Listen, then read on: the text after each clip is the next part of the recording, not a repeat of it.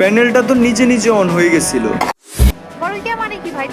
তোমরা বুঝো পরকীয়া। ये वीडियो के बाद मेरा वी बैच तक चला जाएगा। 90 দিন পর স্ট্রাইক গুলো চলে যাবে, ডিসিশন।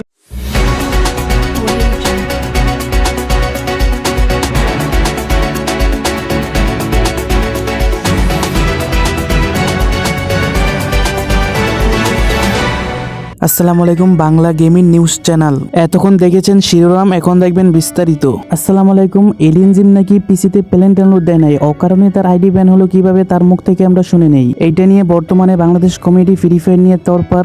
এখন নাকি সে সিম্পাতি কামাইতেছে, তার মুখ থেকে আমরা শুনে নেই সে কি বলছে। তো আপনারা ভাবতে পারেন যে প্যানেল দিয়ে যদি নাই খেলি তাহলে পিসিতে প্যানেল কেন ছিল। আসলে পিসিতে আমি প্যানেল ইনস্টল করিই না, এটা হেফাজতের জন্য জাস্ট পিসিতে রেখে দেওয়া হয়েছিল। আর এরপরও যদি আপনাদের মনে কোনো প্রশ্ন থেকে থাকে তাহলে আপনারা আমার ভাতের হোটেলে আসতে পারেন, সেখানে আমরা বসে এটার একটা মীমাংসা করে নেব। খুব সুন্দরভাবে আমরা মীমাংসাটা করব, জাস্ট আপনার বিচি বরাবর একটা গান পয়েন্ট করে রাখবো। আর হ্যাঁ, এই ভিডিওটা দেখার পর আশা করি আপনারা বুঝে গিয়েছেন কাকে মেন করে ভিডিওটা বানানো হয়েছে। নেক্সট নিউজের দিকে যাওয়া যাক। যারা গেমিং লাইভ স্ট্রিমের মধ্যে ব্ল্যাক সাকিবকে মেন করে এটা কি বললো, আশা করি আপনারা ছোট্ট একটা ক্লিপ দেখলেই বুঝতে পারবেন। তো এই বিষয়টা নিয়ে আমি একটা ভিডিও তৈরি করি। ভিডিওর টাইটেল থাম্বনেল আমি উল্লেখ করি পরক্রিয়া করে ধরা খেলো, তার জন্য ব্রেকআপ হয়ে গেল রোস্টেড যারা। এই লেওরা এসে লাইভে লজিক দিল কি?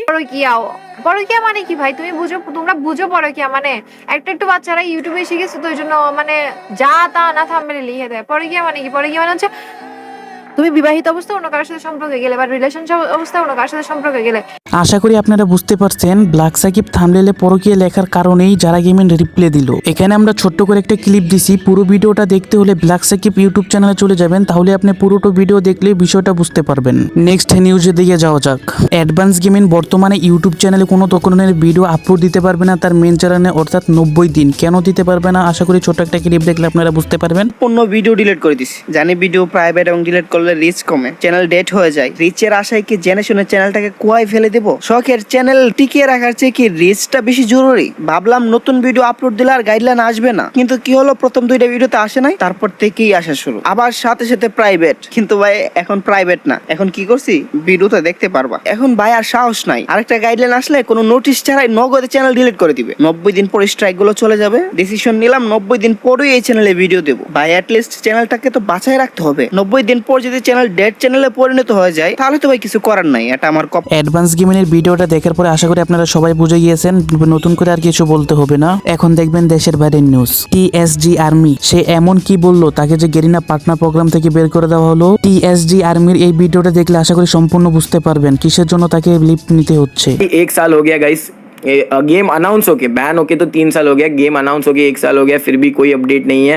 एंड मैं भी कुछ पूछ रहा हूँ तो मेरे को भी कुछ रिप्लाई नहीं मिल रहा है। ये वीडियो के बाद मेरा वी बैच तक चला जाएगा, मुझे पता है ये लोग मेरा वी बैच भी हटा देंगे, क्योंकि पार्टनर प्रोग्राम में साफ साफ बोला गया है भाई ये सब तो आप लोग वीडियोज़ नहीं बना सकते। एंड मेरे को भी पार्टनर प्रोग्राम से नहीं हटना था गाइस, क्योंकि सही चल रहा था एंड ये लोग बोल रहे थे गेम आ जाएगा। तो मैं আশা করি বুঝতে পেরেছেন, না বুঝলে আমি বুঝিয়ে দিচ্ছি।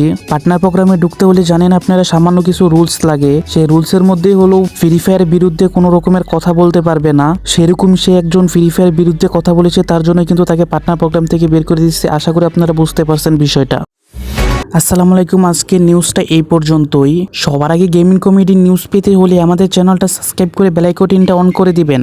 Bangla gaming news channel, Dhaka.